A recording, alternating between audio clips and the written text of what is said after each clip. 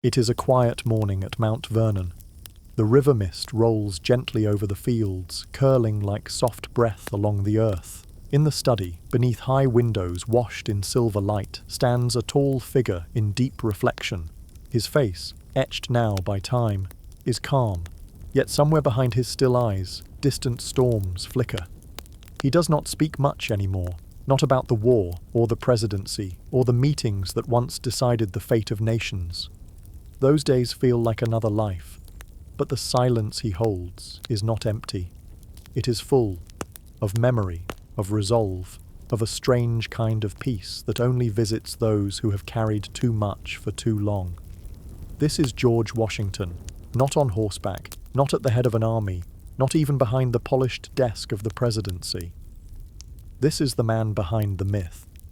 And to understand him now, in this soft hour, in this study lined with ledgers and letters, we must journey backward through the pages of a life shaped not by destiny, but by 1,000 quiet choices. So, before you get comfortable, take a moment to like the video and subscribe, but only if you genuinely enjoy what I do here. Let me know in the comments where you're watching from and what time it is there. It's always comforting to know how far and wide these little journeys travel. Now, dim the lights. Maybe fluff your pillow and get comfortable in your bed. Adjust the volume and brightness of your device. Soften your breath, and let's ease into tonight's journey together. It was a day in December, in the year 1783, when George Washington walked into the Maryland State House to resign his commission as Commander-in-Chief. His hands were steady, his voice, when he read the statement, calm. Around him, members of Congress listened in stunned silence. Here stood a man who had led a revolution, who had every opportunity to take power, and instead laid it down, voluntarily. Later, across the sea, King George III would hear of it.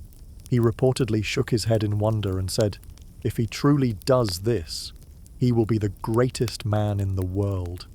That act, simple, yet unlike anything Europe's monarchies had seen, became the moment that would forever define him. But how did we get here? How does a boy born beside a muddy river in the Virginia wilderness grow into a symbol that kings whispered about in awe? How does a surveyor's apprentice, shy, awkward, with uncertain teeth and over-polished boots, become the face carved into marble, the name etched on a capital city?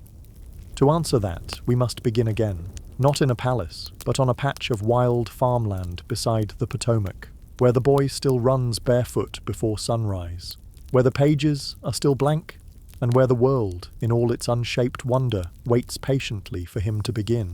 The year was 1732, and winter came soft and wet to the Virginia countryside. On a stretch of tobacco land not far from the Potomac River, a child was born, the kind of child no one expected to shape nations, much less become the name school children would recite centuries later. His mother, Mary, was a woman of grit and quiet sternness. His father, Augustine, was a landowner, not among the grandest, but steady in his ambitions. They named the boy George. Ferry Farm was not a place of elegance.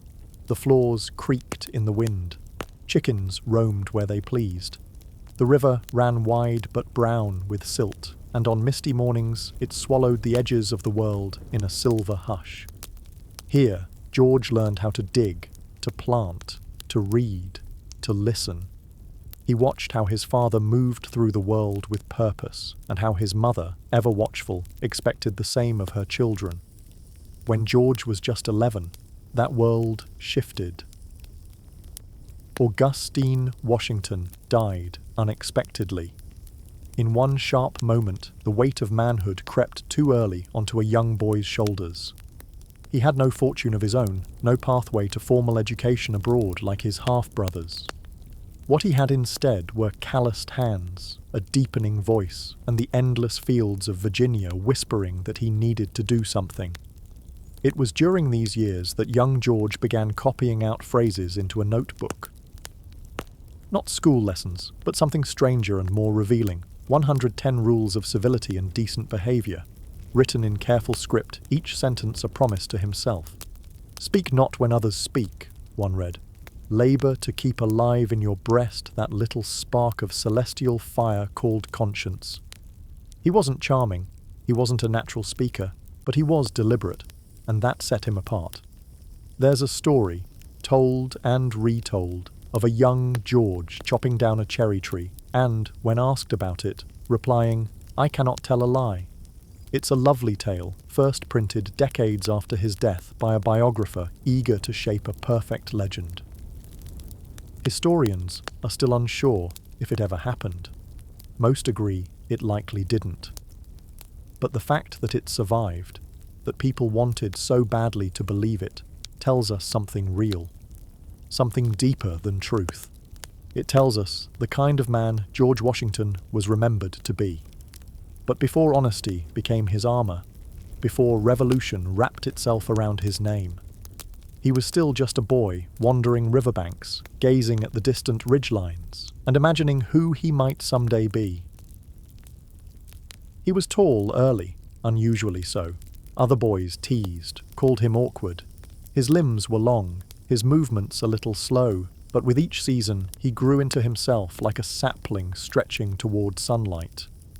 He liked to fish. He had a temper, though he rarely showed it, and even then he preferred the company of older men. Their stories of land, war, and trade were a music that played endlessly in his mind. He learned to ride, not just with skill, but with style. He chose horses like others might choose swords, for beauty, for strength, and for the way they made him feel less bound to earth. Some evenings he would walk alone to the edge of the property where the tall grass met the trees. There, in the violet hush of dusk, the boy who would not yet be president, would not yet lead armies, stood in the stillness and watched the sky shift from blue to gold to ash. One of the hired hands once remarked that George would sometimes just stare at the moon and hum to himself. No song, no lyrics, just a low, thoughtful tune, like someone remembering something from a dream. By the time he was 15, the idea of becoming a sailor briefly flickered across his life. There was talk of joining the British Navy, letters were written, a berth was nearly arranged. But his mother, strong-willed and stubborn as the hills, refused to let her son be swallowed by the sea. "You'll find your place on land," she told him, and she was right. That place would come soon enough, and it would not be found on a ship, but along the old forest paths of Virginia, with parchment, compass, and dust-covered boots. It was spring, 1749. The Virginia sun warmed the meadows slowly that year, brushing pale light across the hills and scattering the last breath of winter frost from the forest floor. Somewhere among the tangled brambles and redbud trees, a young man, barely 17, stood surveying the land. Not metaphorically, literally. With compass in hand and a chainman at his side, George Washington began his career as a land surveyor.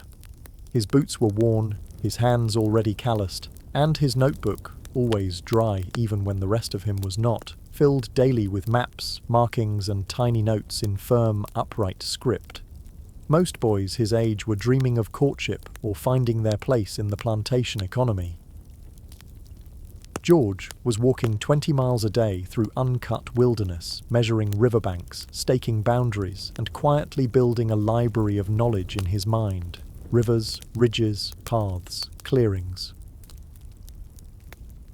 Not many noticed at the time, but this quiet profession gave him a map of the colonies in his bones. He was paid well for a young man, in coins and in land. That land, often remote, became part of his future. He didn't talk much in the taverns, but he listened. He watched the traders argue over borders. He watched men draw power from inked lines and whispered agreements. George didn't come from royalty, but he was learning early that power often begins with the ability to draw a straight line across an empty field. His journals from this time are strange combinations of precision and poetry. He'd write about the width of a stream in feet and inches, then pause to mention a hawk gliding over a valley, or the sudden stillness when a deer froze mid-step. He seemed to absorb the world not only through logic, but through a quiet reverence for the landscape itself. He once noted, in passing, the exact number of steps between two large oaks that stood at the edge of a sloping hill. No one else would have counted them. but he did. And decades later, when he returned to that place, during a war with soldiers camped nearby, he remembered. Washington's surveyor's tools became extensions of his senses. The compass needle, the measuring chain, the weather-worn map case. These were not just tools for land. They were tools for thought, for knowing where things stood, for making sense of the world by carving it into shapes he could carry in his mind. And then there was his appearance, tall, reserved, a little stiff in company. His manners were measured, even rehearsed. He had copied so many behavioural maxims in his youth that they had become second nature. At dances, he rarely led with ease. But when he did move across the floor, there was something elegant in the effort. People noticed, some admired, some teased. But George, always composed, let the moment pass like wind over wheat. He rarely raised his voice, but when he did speak, people leaned in. Even at a young age, his silence had weight. It was around this time that he met Lord Fairfax, a wealthy and eccentric British nobleman living in the Shenandoah Valley. The two made an unusual pair, the young, solemn Virginian and the older, slightly dramatic aristocrat. Yet Fairfax saw something in the boy. He offered him more surveying work, brought him into his circle, gave him a taste of the gentry's world. And in return, George observed carefully how men of status dressed, dined, argued, how they kept records, made alliances, and manoeuvred through society's invisible rules. But perhaps most importantly, George was learning to navigate a deeper wilderness, not the forest, but the politics and personalities that shaped colonies and power. Out in the field, he could name every bend in the creek. Now he began to learn the subtler turns, the ones made at dinner tables, in letters, and over tumblers of Madeira wine. Still, nights were often spent alone by the fire, boots off, writing quietly in his field journals. He wrote with a steady hand, careful not to smudge the ink even when the wind stirred the parchment. Somewhere between the ink and silence, the mapmaker was slowly becoming a strategist. There is something quietly haunting about imagining George Washington at 18, miles from home, soaked by an unexpected rain, sitting beneath a pine tree, trying to keep his ink dry and his boots from freezing overnight. No grand battles, no roaring applause, just the soft thrum of 1,000 small choices, made each day with quiet determination that would one day echo through history. He would have laughed if someone told him then that a capital city would bear his name, or that children would memorize his deeds, or that one day he would dine with kings, refuse a crown, and define a nation. But perhaps he would not have laughed too loudly.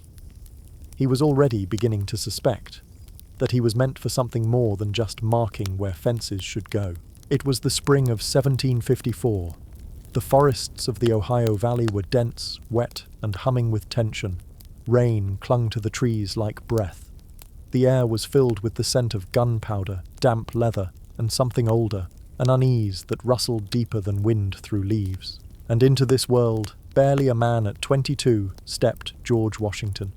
He had been sent by the Virginia governor on a mission, a diplomatic journey officially, but everyone knew it was more than that. The British and French were circling the frontier like wolves, both claiming lands that neither truly controlled.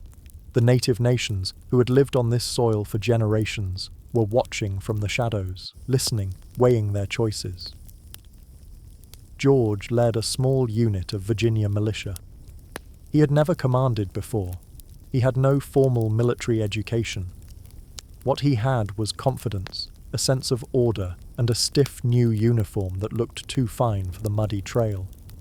That confidence would soon be tested. They encountered a French scouting party near a place called Jumonville Glen. What exactly happened in those tangled woods remains unclear. Words were exchanged. Muskets were raised. In the end, several French soldiers were gone, including a commander. The spark had been struck. Some would later argue that it was here, in this patch of Pennsylvania forest, that the first blood of a global conflict, the 7 Years' War, was drawn. and it was drawn under the young command of George Washington. He built a rough stockade and named it, with a mix of defiance and irony, Fort Necessity. But the French came back, stronger and prepared. A rainstorm turned the fort into a swamp. Ammunition soaked, men panicked, and Washington, after fierce skirmishing, surrendered. It was the only formal surrender of his career.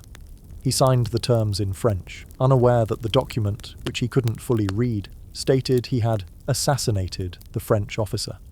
It was a disaster, yet somehow it did not ruin him. In fact, it brought him fame. The British press covered the affair with grim fascination. In London parlours, people asked, "Who is this young Virginian?" In Paris, they knew his name. Not fondly, perhaps, but they knew it. Back home, Washington took it hard. He returned with the taste of failure sharp on his tongue, but he also returned wiser. He had learned that war was not poetry. It was chaos and mud, language barriers and hunger, panic and politics. And in some strange way, he had survived it. He soon joined the British General Edward Braddock in a new campaign against the French. This time, the army was vast. The redcoats marched in lines, drums beating, banners flying. It looked like power, until it didn't.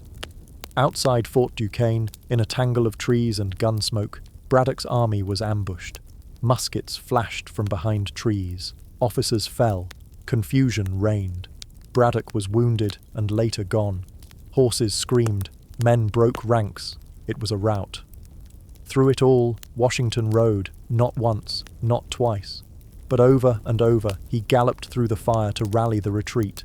4 horses were struck beneath him. His coat was pierced by bullets. Still he rode, commanding, directing, refusing to let panic consume what remained of the force.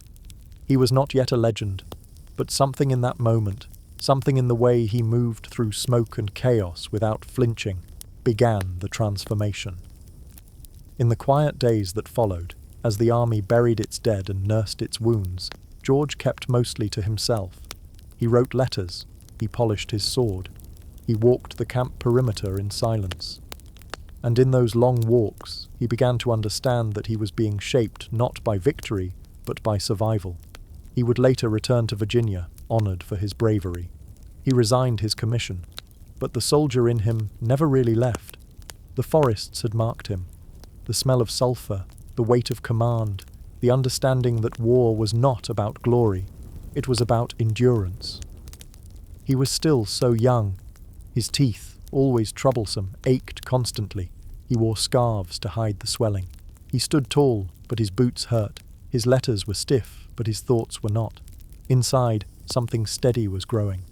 And though he would try over the next few years to live the quiet life of a planter, to step into the world of crops and courtships and careful civility, the wilderness would not forget him.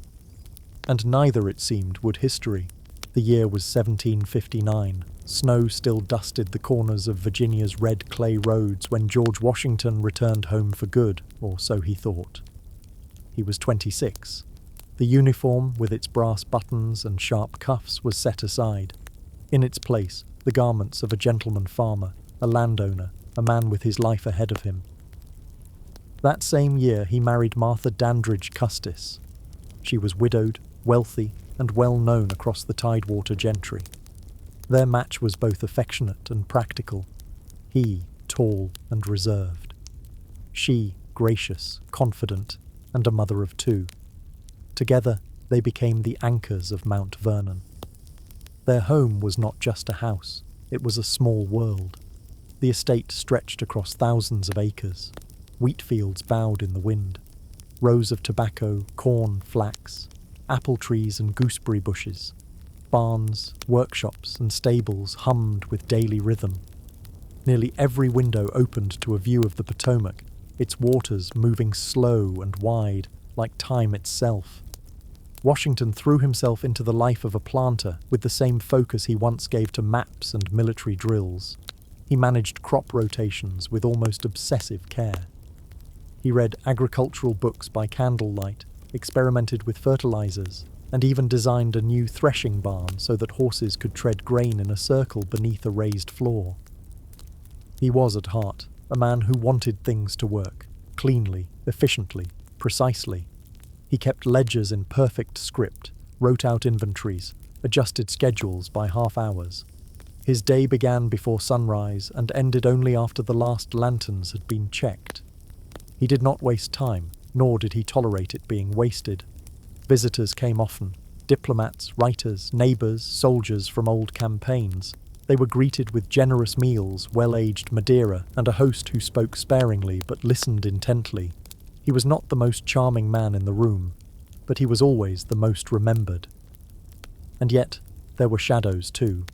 The estate's elegance was built, in part, on the backs of those who could not leave. Enslaved people worked the fields, cooked the meals, cleaned the halls. They were present in every room of Mount Vernon, even when they were silent.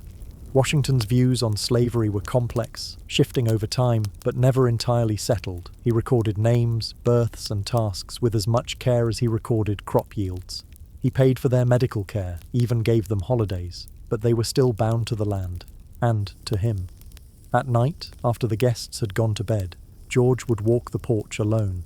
He would stand at the edge of the great columned portico, his hand resting on the rail, eyes cast across the moonlit river. He rarely spoke of feelings, even in letters, but those who knew him said his silence was full. He often complained about his teeth. They were failing, loosened, lost, replaced again and again with ivory, metal, and even human teeth purchased from others. The myth of wooden teeth was born later, but the truth was not much kinder. His discomfort was constant. It made him quiet, made him chew carefully, made his smiles rare, but when they came, unforgettable. He grew wheat instead of tobacco to distance himself from British export demands. He began building a distillery and tinkering with ways to increase self-sufficiency across the estate. He even tried to breed better mules. The noblest of hybrids, he once called them. Despite all this domestic calm, something stirred in the world beyond the fields. Tensions with Britain simmered, tea shipments were boycotted, newspapers spoke of taxes, liberty, and Parliament's far reach. George, always measured, began to write more boldly. He believed in law, in order, but he also believed in fairness, and when those two clashed, his sense of justice did not remain silent. He began to meet with other Virginians, men with names like Jefferson, Henry, and Mason. They gathered in parlours, rode together to assemblies, argued over rights and charters, and debated whether their futures belonged under a king's rule or in their own hands. Still, George didn't rush into rebellion. He was cautious. He knew what war cost. He had seen its edges. But slowly, like a tide creeping up through reeds, the idea of resistance began to feel inevitable. And so, in those years before the thunder, Washington tended to his fields, raised his stepchildren, and watched the sky carefully. He was not eager, not loud, not reckless. But the world was changing, and deep down he knew that a man could only stand so long on the porch before the road began to call. By 1774, the world that George Washington had so carefully ordered, its ledgers, routines, and fences, was beginning to crack at the edges. The air in the colonies had changed. Taverns whispered of rebellion. Pamphlets fluttered through marketplaces like restless birds. And even among gentlemen farmers, the conversation had shifted from harvest yields to liberty. Washington did not leap. He paced. He still saw himself as a loyal subject, a landowner, a former soldier. But as Britain tightened its grip, taxes without representation, troops stationed in cities, ships enforcing laws few had agreed to, he felt the fabric of justice stretch thin. In his study at Mount Vernon, he penned letters that grew bolder with each season. He no longer spoke only of agriculture and improvements to the barn. Now he wrote of rights, of government, of the rising tension he felt across every fieldstone path of Virginia. The once happy and peaceful plains of America, he wrote to a friend, are to be drenched in blood or inhabited by slaves. The words came slow, but they came. He supported boycotts. British goods, especially tea, stopped appearing at his table, although quietly he still managed to get his hands on a bit now and then. Old habits are hard to break. Yet for all his growing frustrations, he did not strike the first spark. That came from Boston, angrier, louder, and far more willing to upset the order. When word of the tea party reached him, he did not cheer. He nodded grimly. The gesture was reckless, perhaps, but he understood the anger behind it. That same year, the First Continental Congress gathered in Philadelphia. Washington rode north with other Virginian delegates. He did not speak much during the sessions, just as he hadn't on the battlefield. But people watched him. They noticed his silence, and his silence spoke volumes. He had grown broader in the chest, his hair powdered now, always impeccably dressed, though never flashy. He had a soldier's bearing, but a planter's hands, and while others argued with passion or poetry, Washington observed, listening for the line between conviction and chaos. When he did speak, it was with precision. He warned that action might be needed, not tomorrow, but soon, and not for glory, but for preservation. He was a man who loved systems, but even he could see that the one they lived under had grown too brittle to last. Back at Mount Vernon, he began drilling his local militia, not with fanfare, but with focus. If the tide was coming, he would be ready, not to chase it, but to hold ground. His correspondence grew more intense. He studied books on military science again, as though sensing something on the horizon. Friends visiting him noticed the change. He walks as if listening to something far away, one noted, some inner drum. And then, in April of 1775, a messenger rode fast into the Virginia night with news from Massachusetts. Blood had been spilled. Lexington, Concord. The storm had broken. Washington received the news with that familiar stillness. No panic, no triumph. Just a long, heavy breath. He gathered his papers. He knew, perhaps more than anyone, what this meant. And he did not speak the word revolution carelessly. Still, he returned to Philadelphia as part of the Second Continental Congress. There, in the heat of a June day, he was chosen, unanimously, to lead the new Continental Army. He accepted with humility, stating he was not equal to the task. He would take no salary, only have expenses covered. He asked for guidance, and then he left, quietly, to take command. The man who had once walked muddy forests with a measuring chain now stood at the head of a rebellion. No one knew how it would end, least of all him. But he knew how it must begin, with order, with resolve, and with a steady hand on the reins, even if the road ahead had no map. Summer, 1775. The heat in Massachusetts clung to everything. Tents, tempers, even the muskets stacked in neat pyramids outside the rough barracks. Dust rose from the ground with every footstep, and the air hummed with doubt. The army George Washington inherited outside Boston was not an army at all. It was a collection of farmers, blacksmiths, and apprentices. Brave, yes, but disorganized, underfed, and poorly clothed. They had come with spirit. What they lacked was structure. Some arrived without weapons. Others had never marched in formation. Few understood how to take orders from a man they didn't know, but Washington looked out across this uneven gathering and saw not chaos, but potential. He rode among them in a tailored blue uniform of his own design, the buttons polished, the fabric stiff and proper, even in the heat. The troops took notice. He may have seemed austere, but there was something grounding about him. He didn't shout. He didn't boast. He expected much, but asked no more than he gave. From the moment he took command, his attention turned not to glory, but to discipline. He insisted on cleanliness, on punctuality, on regular drills, even when morale dipped. Soldiers complained about the repetition, but gradually, lines straightened. Muskets were handled with greater care. The camp began to resemble something more like an army, one slow breath at a time. He knew their weaknesses. Ammunition was short, food scarcer still. Disease crept through the tents. There were desertions, miscommunications, rivalries among officers. But George did not give in to despair. He watched. He listened. He He walked the camps, often alone, long after the evening fires had turned to embers.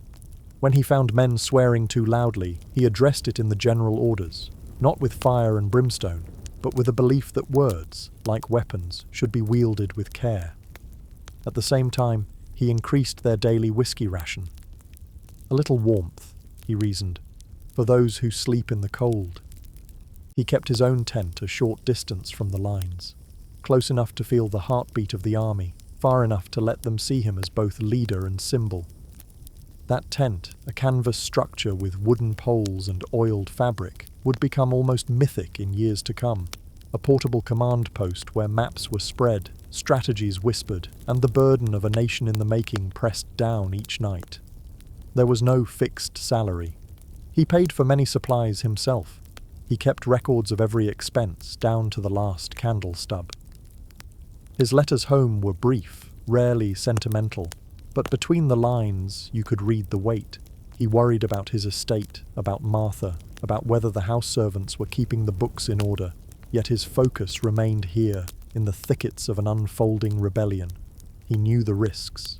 The odds of defeat were high, and unlike many around him, he did not imagine this as a quick or romantic war. He had seen real battles. He remembered Fort Necessity.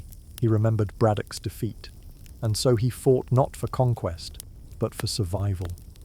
In those early months, there were no great victories. There was only endurance.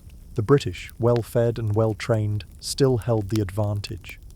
But Washington understood the power of time. If he could keep his army alive, not necessarily victorious, but alive, he might outlast the Empire's patience.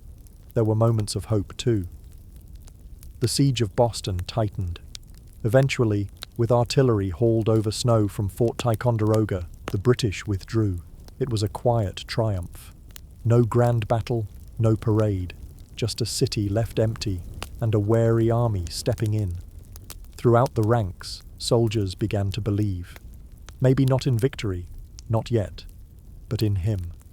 He stood tall in the saddle, unshaken in storm or silence. When a musket misfired near him during a review, he didn't flinch. When news of failed plans came, he studied the reports without blame.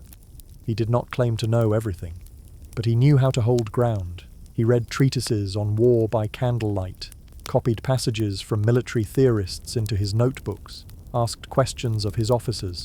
He believed in preparation, not prophecy. And slowly, the army began to shift. They moved with more cohesion. They trusted each other more. They began to imagine that perhaps, just perhaps, they could stand against one of the most powerful forces on earth. But Washington never let hope outrun caution. Each sunrise brought new uncertainties. Each night, the flicker of firelight across his face revealed a mind forever balancing between order and chaos, between command and restraint. He did not chase fame. He chased readiness.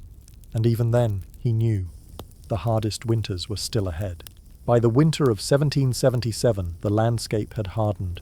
The leaves were long gone from the trees, their bare arms outstretched in silent surrender. Snow clung to the ground in thick, crusted layers. Streams froze. The wind no longer whispered. It cut, and in a patch of Pennsylvania woods, known as Valley Forge, George Washington made his stand. Not against the British this time, but against the cold, against hunger, against despair. Nearly 12,000 soldiers encamped there, or tried to. They built crude huts from whatever timber they could gather. The floors were dirt, often frozen. Blankets were scarce, shoes even more so. Blood left footprints in the snow, pressed in quiet patterns by men too tired to groan. And yet, each morning, George rose before them. He rode slowly through the camp, his breath visible, his coat pulled tightly against the wind. He stopped at firesides. He nodded to sentries. He asked questions with a calm voice, then moved on before answers could fully form. He made no speeches. He gave no illusions. But his presence, just that, anchored them. He walked the same cold earth they did. He stood in the same storms. They didn't love him for his words. They followed him because he stayed. Behind the scenes, he pushed Congress, begged them for coats, bread, medicine. He wrote until his fingers ached from ink and cold. He met with officers who doubted, debated, offered alternatives. He listened, then stood his ground. Valley Forge did not break him. It refined him. During that grim season, something unexpected arrived. A Prussian officer, stern, eccentric, with a long name and little English, Baron von Steuben. At first, the soldiers mocked him, but then he taught them. He drilled them, taught them how to march as one, how to load faster, how to use the bayonet not as a decoration, but as a living weapon. He cursed in half German, half French, and invented English profanities when necessary, but his methods worked. Washington, ever observant, let the Baron work. He saw what was forming, not just discipline, but confidence. Slowly, the army changed. They no longer looked like a crowd. They looked like a force. And somewhere during that winter, something quiet began to shift. The soldiers grew closer, not just in ranks, but in spirit. Fires were shared, songs hummed softly in the darkness. Washington would sometimes walk past huts and hear laughter, dry, thin, but real. A defiance not of enemy bullets, but of the elements themselves. There is an account, barely recorded, of a night when a soldier approached the commander's tent. He had found a small rabbit, already skinned. "For you, General," he said. "You need to eat." Washington took the offering, then handed it back. "I will, when you have," was all he said. It is a small thing, a moment not found in many textbooks, but it tells you more than strategy ever could. When spring finally came, the camp did not erupt in cheers. They emerged slowly, like roots breaking through thawed soil, leaner, tougher, more unified. They had not fought a battle at Valley Forge, but they had won one. Washington watched them drill that final week before departure, the lines crisp, the movements swift. These were no longer volunteers with mismatched rifles. These were soldiers, his soldiers. They moved as if part of a single heartbeat now. The British had wintered comfortably in Philadelphia, warm rooms, full plates, fires roaring. But George knew something they didn't. Comfort can dull an army. Hardship can sharpen it. And his had been sharpened by the coldest whetstone of all. He wrote to a friend that spring, "We have been taught patience and perseverance. Let them now be put to use." No parades greeted them as they broke camp. The world was still uncertain, the war far from over. But Valley Forge had forged more than endurance. It had given the cause something new, not just a leader, but a brotherhood. The summer of 1781 in Virginia was thick with dust and whispers. Horses rode harder, maps changed daily. British troops under General Cornwallis had entrenched themselves in a small town along the York River. Yorktown, a name few outside Virginia had ever spoken, but it was about to become the pivot point of a revolution. Washington, now 6 years into this long, uncertain war, had grown leaner, quieter, and even more precise. His letters from this time carry a tone of focus, urgency, yes, but not desperation. He understood something that few others did. The war would not be won by bravery alone, but by patience, alliances, and timing. And now, at last, timing had tilted in his favor. Across the Atlantic, the French had officially joined the war. Their ships now filled the Chesapeake Bay. Their soldiers, disciplined and well-equipped, marched beside Washington's own. It was a delicate partnership, full of language gaps and different customs, but the goal was clear: corner Cornwallis and force an end. The American and French armies, more than 16,000 strong, began their march southward. From New York to Virginia, step after dusty step, drums beating slow and steady, it was not a glamorous journey. Supplies were tight, spirits rose and fell with each sunrise, but there was a sense among the men that something was approaching. Something final. When they arrived in Yorktown, they did not charge. They encircled. Washington directed the digging of trenches, deep, zigzagging earthworks that crept forward day by day. At night, cannon fire shattered the darkness. The boom echoed across fields and marshes, stirring herons into the sky. Washington rarely slept. He oversaw the batteries, inspected the lines, conferred with French commanders, and walked among the tents. Each morning, he rose early to inspect the British position with a spyglass. Cornwallis was trapped, but cautious. Washington remained skeptical. He checked everything, twice. There's a story from those days. After the final siege trench was completed, Washington insisted on walking it under fire. Musket balls snapped the air around him. His officers begged him to turn back. He said nothing, just continued walking, straight-backed and silent, all the way to the far end. He wasn't showing off. He was proving something.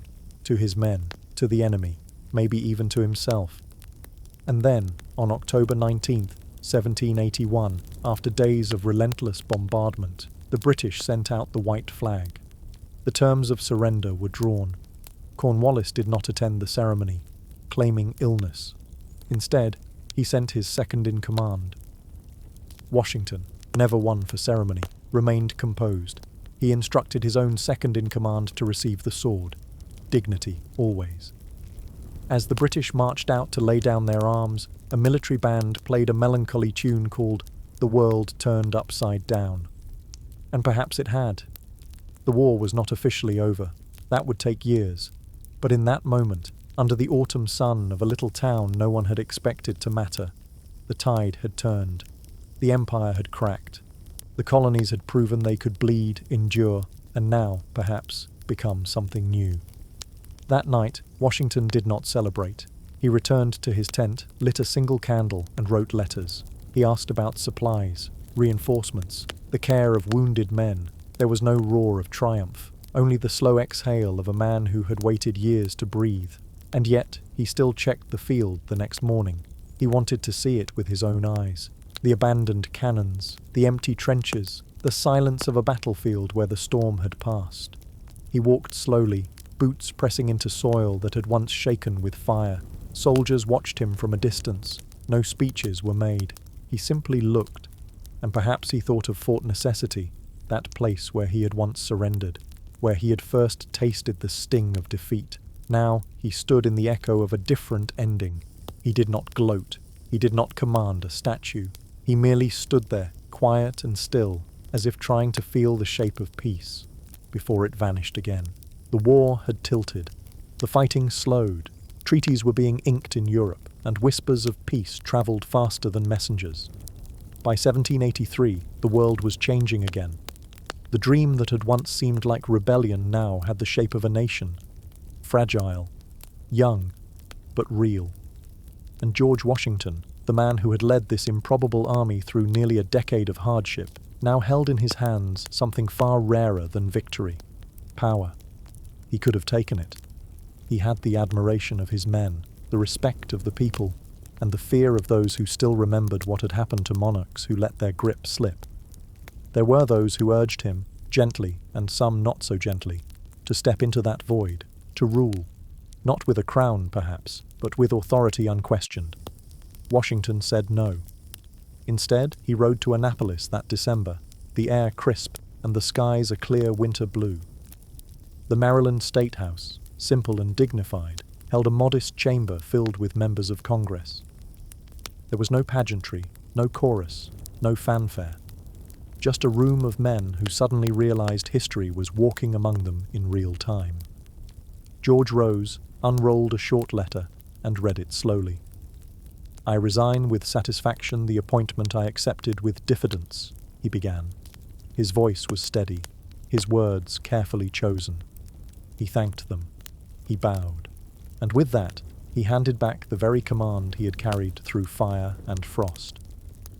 They say the room was silent afterward, heavy with a silence that doesn't often follow words, but revelations.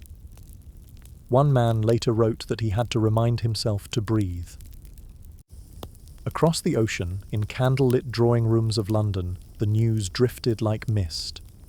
King George III, upon hearing that Washington had surrendered his commission and intended to return to private life, paused and muttered something seldom heard among kings. "If he does that," he said, "he will be the greatest man in the world." Washington returned to Mount Vernon not as a general, not as a ruler, but as a citizen. He arrived to the quiet murmur of fields and geese, to the slow churn of the Potomac, to the house he loved, and perhaps feared he'd never see again. He walked the grounds, checked the ledgers, embraced Martha with a warmth not easily seen in public life. The war had left lines across his face, streaks of white in his hair, and a deeper stillness in his eyes. But he had come home. He took up the rhythms of farming again, rode at dawn, monitored his orchards, reviewed correspondence from across the states, letters from men who now called him not General, but Mr. Washington. He smiled rarely, but when he did, it was genuine. And yet, even as he tended to grapevines and managed the distillery that had begun to yield fine barrels of whiskey, the country called to him again. Not with gunpowder this time, but with parchment. The Articles of Confederation had proven weak. The nation was more an idea than a structure. States quarrelled, currency wobbled, no single voice could speak for all. And so, a gathering was called. In Philadelphia, under vaulted ceilings and wary eyes, the Constitution was drafted, a new blueprint for this republic in the making. Many voices filled the room, Franklin, Madison, Hamilton, all brilliant, all fierce. But one chair, at the front of the hall, remained empty until they could convince him. Washington. They knew that the paper meant nothing without a presence to lend it weight. He didn't leap to accept. He rarely did. He weighed. He walked. He consulted Martha. And in the end, he agreed, not because he craved it, but because he understood what might happen if he didn't.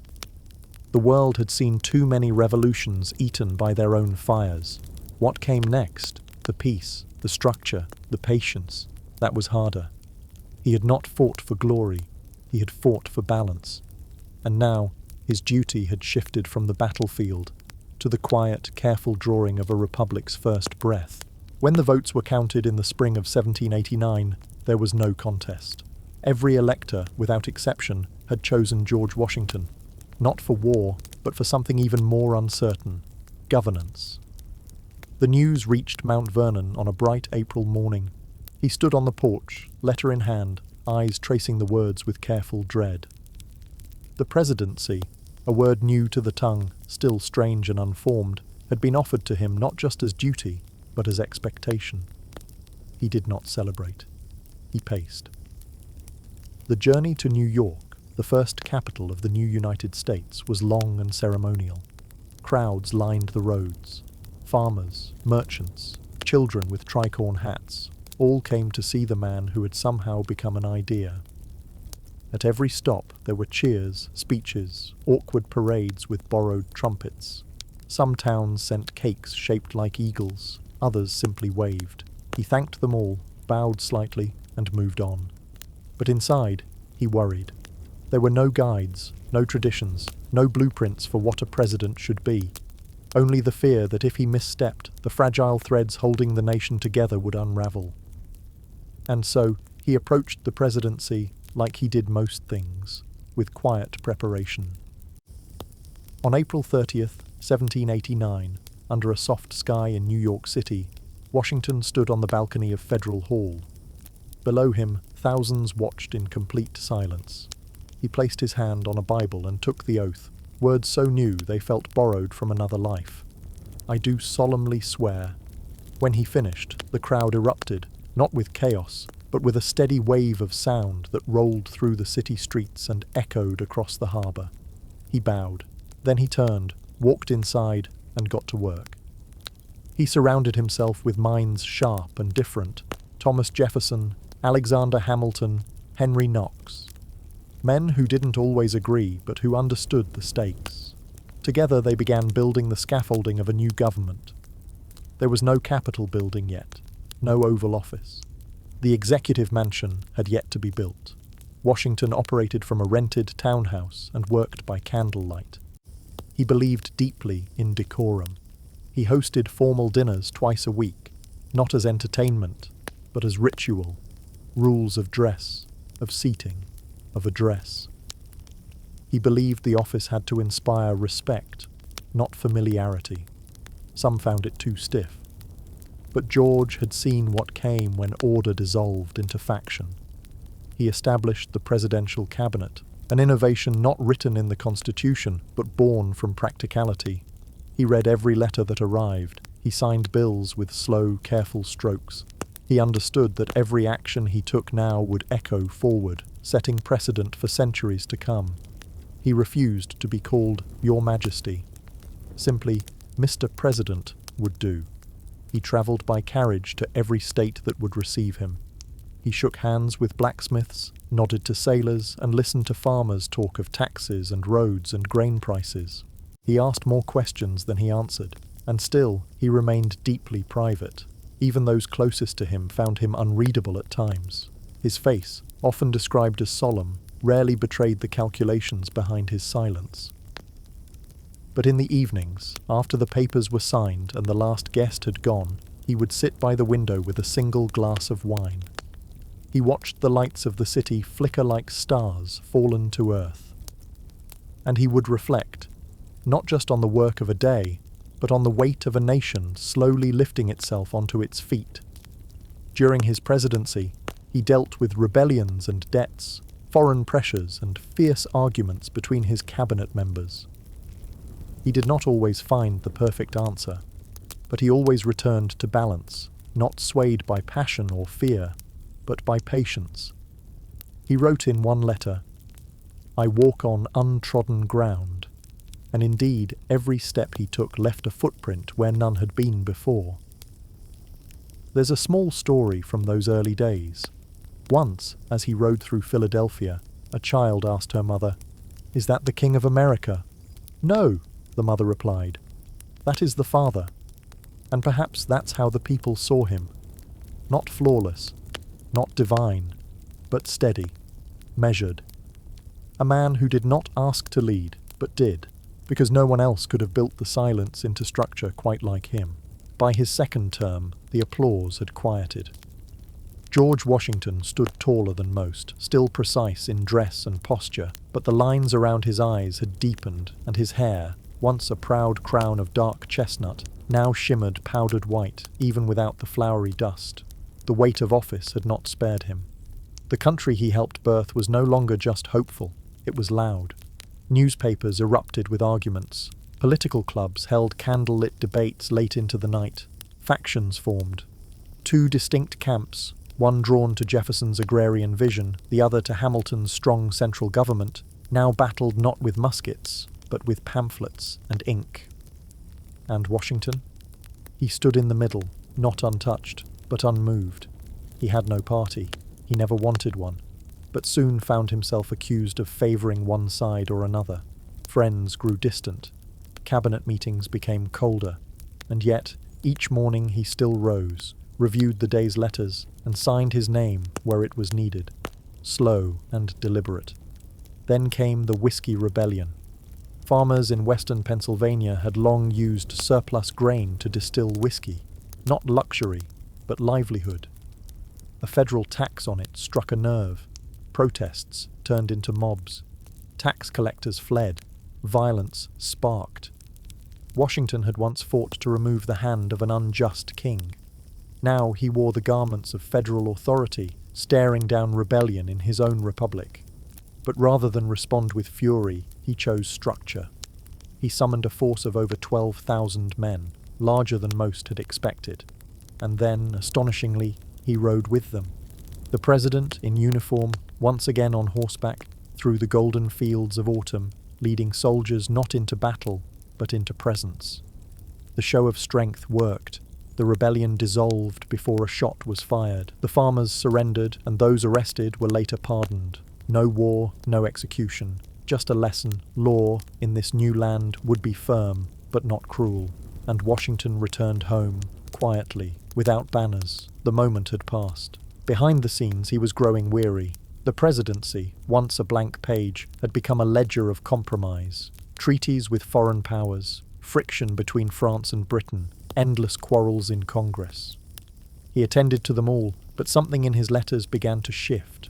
A longing for Mount Vernon, for Martha's calm presence, for the sound of wind through orchard trees instead of through marble corridors. He confided in friends that he would not serve a third term. Many begged him to reconsider, but he was firm. He believed that power should pass. That example, not ambition, would shape the future. And so, in 1796, George wrote what would become one of the most significant addresses in American history. He didn't speak it aloud. He had it printed, in newspapers, for everyone to read, not just those gathered in a hall. It was not a victory lap. It was a letter, thoughtful, measured, and full of warnings. He urged unity. He cautioned against entangling alliances, against the rise of parties, against regional divisions. Guard against the impostures of pretended patriotism, he wrote. He didn't scold. He didn't command. He advised as a father would, weary, perhaps, but not bitter. And then he let go. He handed over the reins to the next president, John Adams, with the same calm he had shown when resigning from the army. No clinging, no grand curtain call. He simply stepped aside. There's a tale from his final months in office. As he walked the city streets before leaving, a crowd gathered in silence. A little girl, not yet 6, ran forward and placed a single flower in his hand. He didn't speak, just smiled, bent slightly, and touched her hair. And in that moment, it wasn't the general or the president they saw. It was the man who had walked through fire and snow, not for power, but for possibility. Home again. In 1797, George Washington returned to Mount Vernon, not as a general, nor as a president, but simply as George. The road curved gently up toward the house he had missed for so many years. The familiar scent of tobacco leaves drying in the barns, the distant cluck of hens, the roll of the Potomac glinting under afternoon light, all of it welcomed him, quiet and unchanged. He stepped from the carriage slowly, shoulders heavier than before. A servant took his coat. Martha stood waiting, a soft smile playing at the corners of her mouth. They had written each other thousands of words during his years away, but neither said much in that moment. Some reunions need no speech. Washington didn't rest, not really. He slipped back into rhythm as if no time had passed. Each morning he walked the grounds, boots crunching gravel before the sun had fully risen. He checked fences, observed the weather, listened to the rustle of grapevines in the breeze. His ledgers returned to their rightful place on the desk near the eastern window. He recorded rainfall and crop yields with the same careful hand he had used to sign treaties. But there was something different now, a softness that wasn't there before. He stopped more often to watch birds. He lingered over conversations. He found time to sit with Martha on the porch and simply be still. The war, the office, the expectations, all of it now rested in the past. Still, Mount Vernon was no quiet retreat. Guests came frequently. Poets, politicians, foreign diplomats, curious travellers. Some wanted wisdom. Others, merely the pleasure of saying they'd shaken his hand. He received them all politely, though increasingly, he retreated to the upper study earlier in the evening. He began keeping animals that weren't useful, just beautiful. White doves, deer. A fox he fed quietly in the evenings, though he never named it. He found pleasure in watching things that asked nothing of him.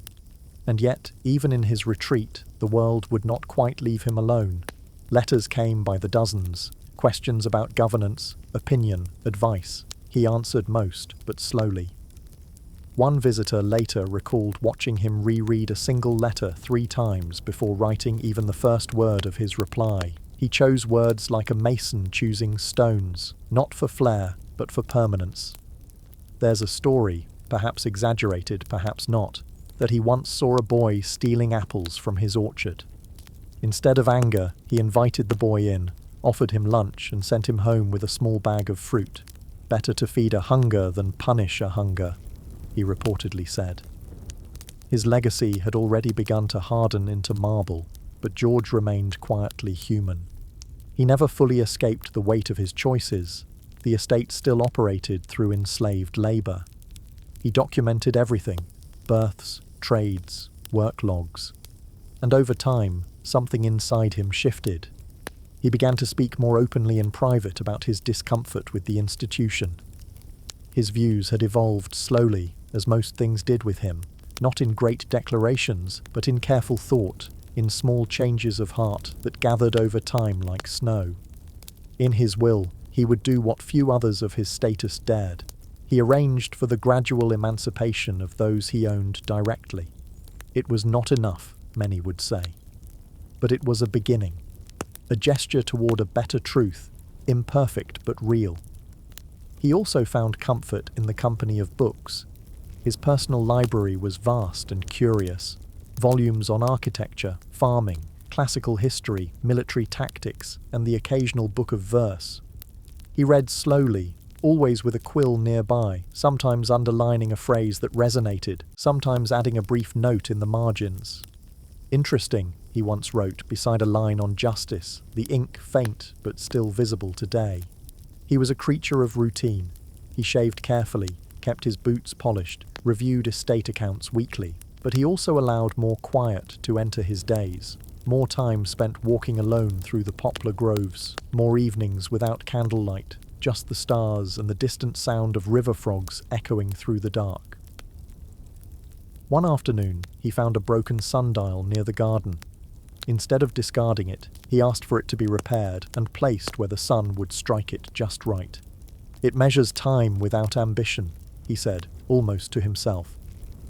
And perhaps that's how he had come to see his own life, not as a conquest, but as a course set and held through storms, not for glory, but for the promise of still water beyond the horizon.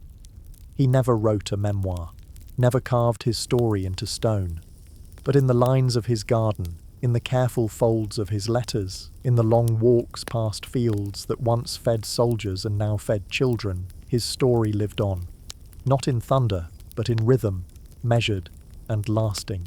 By the turn of the century, George Washington had become something stranger than any man can quite prepare for, a symbol. His name had travelled beyond borders, carried by ships and stories, printed in books and inked into the memories of schoolchildren who had never seen his face. In taverns and parlours from Boston to Bordeaux, people whispered not about what he was doing, but what he had done. He was no longer just a man. He was marble now, currency, myth. And yet, he remained flesh and breath, walking the grounds of Mount Vernon, his boots scuffing the porch steps, his coat catching on bramble as he clipped his own roses. He read the newspapers when they came, though often with a half smile. They called him Father of the Country, but he still checked the chicken coops every morning.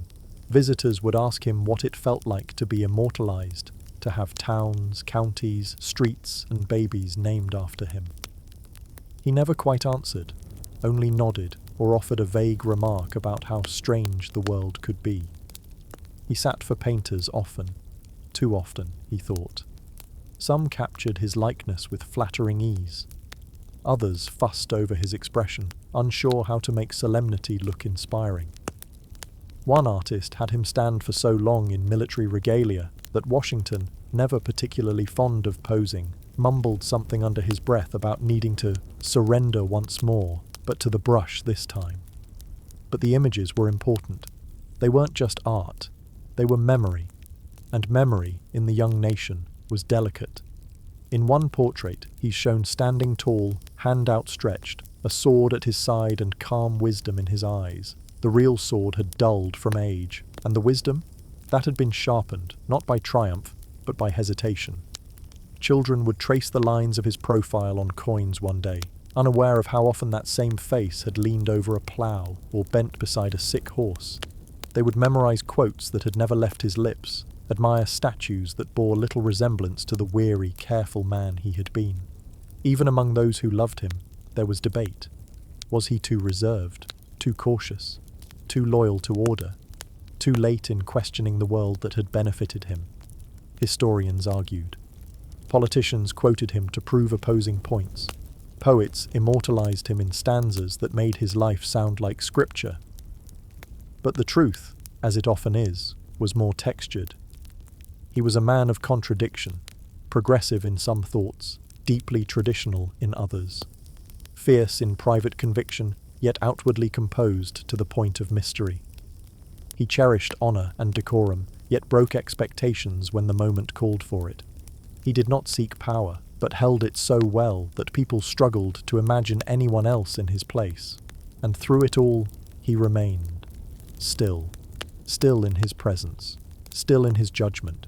Still in his vision. He rarely raised his voice. Rarely rushed. When arguments boiled around him, he let the noise pass like a storm over a stone, and then spoke once. And that was enough. There's a story told in the final years of his life. One evening, a boy visiting Mount Vernon asked to see Washington's boots. The housekeeper fetched them. They were scuffed, sturdy, and far less polished than expected. "But these don't look like the boots of a great man," the boy whispered. And Washington, standing in the doorway, replied, "That's because they are the boots of a man who worked." In the capital that would eventually bear his name, a design was drawn for a great obelisk, something tall, white, perfect. It would take decades to build. By then, he would be long gone. But the idea had taken root that a nation needed something solid to look up to, something that stood without leaning, something that reminded them not just of greatness, but of responsibility. George Washington never called himself a hero, never claimed perfection. He believed only in the steady progress of a people, in the turning of the soil, the passing of laws, the patient pull of reason over rage. He had no interest in ruling forever. He merely wanted the experiment, this wild, unlikely republic, to survive him. And it did, because he walked softly through power, because he let go when others would have clung, because he never became what they feared, only what they needed. It was late autumn when the fields began to fall quiet again. The trees along the Potomac wore their last leaves like fading gold. The river, always moving, slowed to a silken crawl, and the wind carried the scent of wood smoke and drying corn. Inside the halls of Mount Vernon, candles flickered low, casting soft halos onto plaster walls. And George Washington, once a commander, once a president, now simply a man nearing the close of his story, moved quietly through it all. He spent his final years much as he had always wished, not in parades or councils, but in the small, deliberate details of land and life. The wheat harvest was strong that season. The orchards had been generous. His distillery, which had once started as a modest experiment, had become one of the largest whiskey producers in the country. It made him chuckle sometimes that a general should end up known for his barrels more than his battles. He continued to ride daily. His favourite route wound along a narrow bluff overlooking the river, where wildflowers clung bravely to the rocks. Often he would dismount, remove his gloves, and rest a hand on the warm neck of his horse. He did not speak much during these rides. The wind did enough talking. Martha stayed close. They read beside the fire, shared quiet meals, and occasionally sat on the portico in long silences that needed no breaking. Sometimes he would recite passages from books, Roman history mostly, Cicero, Cato. He liked stories of those who served and then stepped away. He received visitors, but fewer than before. Letters continued to arrive from across the new nation, some from young students asking advice, some from leaders seeking his blessing. He answered most, always in his precise hand, always with the tone of a mentor, never a master. He walked slowly now, but still upright, his cane more habit than necessity. And his eyes, though lined, had not lost their searching calm. He had lived to see the Republic hold. He had lived to see the presidency pass peacefully to another man. He had lived to see his name used not as a warning, but as a foundation. That was enough. The world had moved on, and he was ready to let it. One evening, he walked the grounds just as the sun dipped below the horizon. The shadows stretched long and slender across the lawn, the kind of light that makes the world feel held in a soft exhale. He paused by the vegetable garden, the same patch he'd once designed in careful squares. He reached down and brushed a bit of soil from a leaf. A visitor nearby asked him what he thought of all he had built. Washington straightened, glanced around and said only, "It was never mine. It was only mine to tend." And perhaps that is the truest thing he ever said. When the end finally came, It was quiet. Not with the blast of trumpets, not with mourning across nations, but with the soft closing of a door, the cooling of a hearth, the slow hush that follows a long, good day. And though the years have moved forward, and statues now wear his face, and schools echo with his name, the memory of him is not held in marble or ink. It is held in the way we pass power peacefully, in the way we question those who lead, in the way we remember that greatness does not shout, it endures. George Washington never sought legend, but legend, it seems, sought him, and the rest is history. Now, as the candle in our story begins to flicker low, let us settle ourselves once more. Let your breath become soft. Let the stillness of Mount Vernon wrap around you, the hush of falling leaves, the rhythm of the river beyond the trees. Imagine him, not as a statue, not as a man frozen in portraits or etched into coins, but as a figure walking slowly along a garden path at dusk, one hand behind his back, the other brushing gently against tall grass. No words, just thought, just quiet.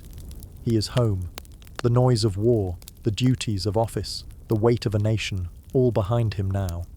The only sound is the wind, rustling the poplars and cooling the red brick walls. And just as he once stepped away from power with grace, so we too now step gently away from this tale. You have travelled far, through forests and battlefields, through candlelit rooms and riverside porches, and now you are safe. The journey is done. Let your body rest. Let your mind soften. Let the story sink into you like warm light through old wood. Sleep now, if you haven't already. And when you wake, know that you carry a little more of the quiet courage that built something lasting.